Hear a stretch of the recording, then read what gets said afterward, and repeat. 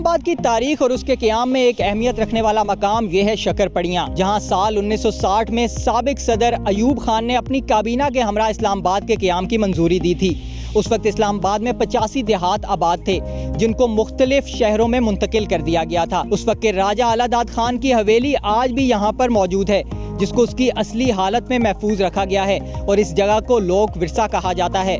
यहाँ से चंद कदम की मुसाफत पर पाकिस्तान मोनूमेंट भी मौजूद है, जहाँ पाकिस्तान की आज़ादी के नक्शो निगार भी कायम है। एक और तारीखी मकाम चांद तारा भी शक्करपड़ियाँ में ही मौजूद है, जिसकी एक अपनी तारीखी अहमियत है, जो कि साबिक वज़ीर आज़म जुल्फ़िकार अली भुट्टो ने उस वक्त 1 लाख रुपए से उसकी बुनियाद रखी थी और वहाँ पे जितने भी गैर मुल्की आते थे उनको उस मकाम का दौरा कराया जाता था और चांद तारे की अहमियत के हवाले से बताया जाता था। उसके साथ ही पाकिस्तान चाइना फ्रेंडशिप सेंटर भी शक्करपड़ियाँ में ही मौजूद है, जिसकी एक अपनी तारीखी अहमियत है। इस वक्त हमारी साथी रिपोर्टर फराह माजुबीन भी हमारे साथ इस्लामाबाद के एक और तारीखी मकाम और कदीम मार्केट अपारा में मौजूद हैं, जो कि हमें उसकी तारीख से मुतालिक आगाह करेंगी।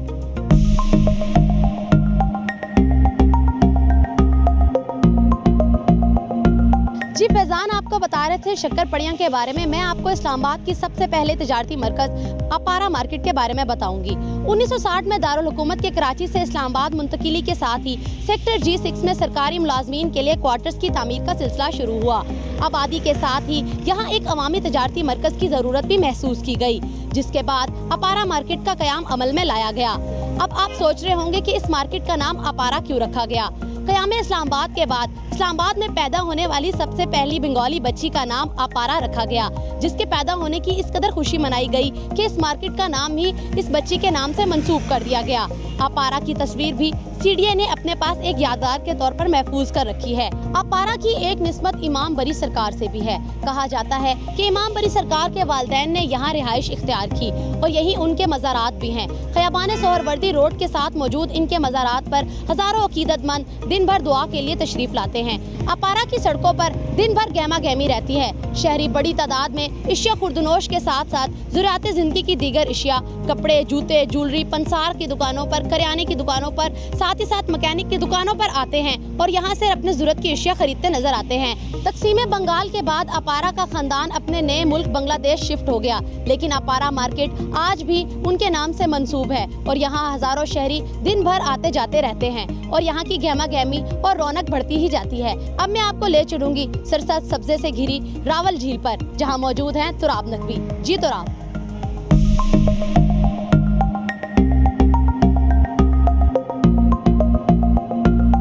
जी बिल्कुल, मैं इस वक्त रावल डैम के मकाम पर मौजूद हूँ, जिसको 1962 में जो है वो बनाया गया था। 1967 में इसको पंजाब गवर्नमेंट के हवाले जो है वो कर दिया गया था। कोरंग रिवर पे जो है ये रावल डैम बनाया गया है। इसको बनाने का जो मकसद था वो इरिगेशन डिपार्टमेंट को फैसिलिटेट करना और रावलपिंडी शहर को पानी फराहम करना था। अगर इस डैम के इंफ्रास्ट्रक्चर के हवाले से बात की जाए तो जो इस डैम में पानी की सतह है वो 1752 फुट जो है वो रिकॉर्ड की जाती है और जो पानी की ऊंचाई है वो 133 फुट जो है वो रिकॉर्ड की जाती है। इस रावल डैम के स्पिल बेस के हवाले से बात की जाए तो उसके 8 गेट हैं, जिनसे हमा वक्त 80 से 82 हज़ार क्यूबिक पर स्क्वायर फुट पर सेकंड जो है वो पानी रिलीज़ किया जाता है। और उसके साथ साथ उसके 2 कैनाल्स भी हैं। जो लेफ़्ट कैनाल है वो इरिगेशन डिपार्टमेंट को फैसिलिटेट करने के लिए जो है वो बनाई गई है और जो राइट कैनाल है वो रावलपिंडी शहर को पानी फराहम करने के लिए जो है वो बनाई गई है। इसी के साथ मैं आपको ये भी बताता चलूँ कि इस रावल डैम को जो है पहले सियाहती मकाम की जो हैसियत है वो हासिल थी, लेकिन वक्तन फ़वक्तन इंतज़ामिया ने जो है वो इसको पब्लिक के लिए जो है वो बंद कर दिया। उसी के साथ लेक व्यू पार्क जो है वो इंतज़ामिया ने बनाया था सियाहतों के लिए, ताकि जो सियाह हैं वो आएँ और पानी के करीब जगह जो है उसको एंजॉय कर सकें, बोटिंग कर सकें और जो फ़िशिंग है वो अपनी जो उसकी एक्टिविटीज़ है वो वहाँ लेक व्यू पार्क के पास कर सकें। कई वजूहात थी जिसकी वजह से रावल डैम को पब्लिक के लिए जो है वो बंद कर दिया गया। रावल डैम पे मौजूद हूँ, ठंडी हवाएं चल रही हैं और बहुत ही एक खूबसूरत नज़ारा जो है वो पेश कर रही है ये रावल डैम। इस वक्त आसपास बनीगाला का इलाका है, चेक्सज़ाद रोड है जो इसको लगती है और हरी भरी सीनरी के दरमियान जो ये रावल डैम है ये वाक़ है। इसी के साथ इस्लामाबाद की एक और बहुत ही खूबसूरत जगह है फैसल मस्जिद, जहाँ पे हमारे नुमाइंदा आदिल निज़ामी मौजूद हैं जो इसके बारे में आपको बताएंगे। जी आदिल निज़ामी।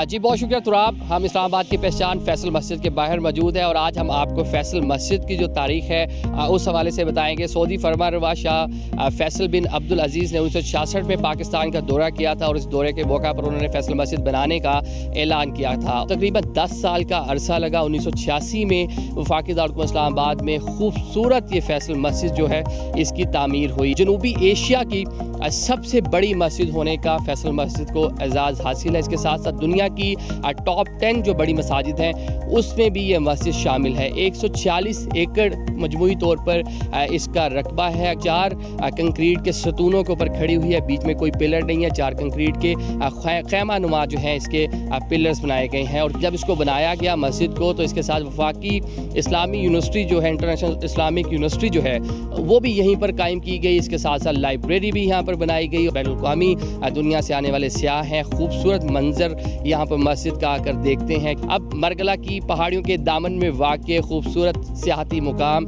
दामने को चलते हैं। वहाँ पर ऐनी शिराजी जो है मेरी साथी रिपोर्टर वो मौजूद है, वो आपको उस मुकाम के बारे में बताएंगी। जी ऐनी।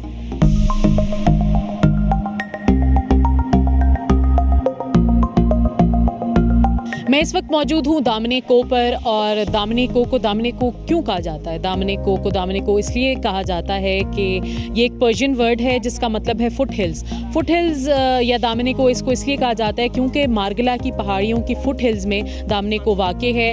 और इस्लामाबाद के शहर से ये 500 फुट की ऊंचाई पर बनाया गया है। और इस्लामाबाद को जब तामीर किया गया तब साथ ही दामने को भी बनाया गया। और यहाँ पर शुरू से ही सयाह हों, चाहे पूरे मुल्क से हों या गैर मुल्की सयाह हों, यहाँ पर आते हैं। और इस्लामाबाद का जो व्यू पॉइंट है, और ये वाहिद इस्लामाबाद का व्यू पॉइंट है जहाँ से पूरा शहर इस्लामाबाद का नज़र आता है, चाहे वो रावल लेक हो, फैसल मॉस्क हो, रेजिडेंशियल एरियाज़ हों, न्यूली कंस्ट्रक्टेड जो है वो 7th एवेन्यू हो, तमाम जगह जो हैं बड़ी साफ़ नज़र आती हैं। और जिस दिन मौसम ज़्यादा खूबसूरत होता है तो वो बिल्कुल क्लियर व्यू नज़र आता है, बहुत खूबसूरत मंजर होता है पूरे शहर का।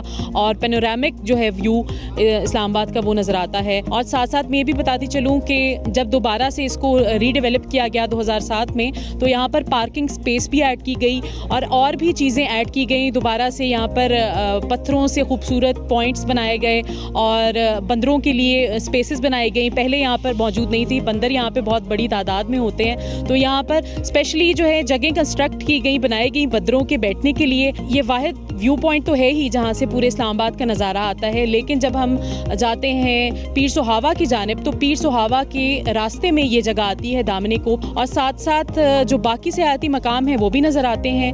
और नेक्स्ट जो है हमारी जो जगह है वो है सैदपुर विलेज, जिसके हवाले से बताएंगे आपको मोहम्मद ज़रीफ साहब। ओवर टू ज़रीफ साहब।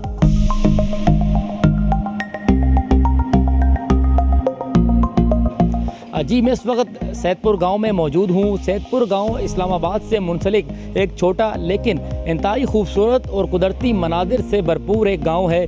ये गांव जो है इसकी सबसे ख़ास बात यह है कि ये मारगला के पहाड़ों के दामन में वाक़या एक इंतहाई खूबसूरत गांव है। इस गांव की तारीख 450 साल पुरानी है। इस गांव में 200 साल पुराना मंदिर भी मौजूद है और मंदिर के साथ मस्जिद और गुरुद्वारा भी मौजूद है, जो इस बात का सबूत है कि यहाँ के जो लोग थे वो मजहबी रवादारी के हामिल थे। इस गांव की आबादी के बारे में बताया जाता है कि यहाँ पर 1500 के करीब जो है वो घर मौजूद हैं और इंतहाई खूबसूरत ये गाँव है। इस्लामाबाद की इंतज़ामिया की जानिब से सैदपुर गाँव को मॉडल विलेज के तौर पर पेश किया जाता है, लेकिन यहाँ के रहायशियों का कहना है कि इस गांव का जो कुदरती हुस्न है और जो कुदरती जो इसकी शक्ल है, उसी शक्ल में इस गांव का रहना यहाँ के लिए ज़्यादा बेहतर है। कैमरामैन काशिफ बाजवा और साथी रिपोर्टर के साथ मोहम्मद ज़रीफ, हम न्यूज़, इस्लामाबाद।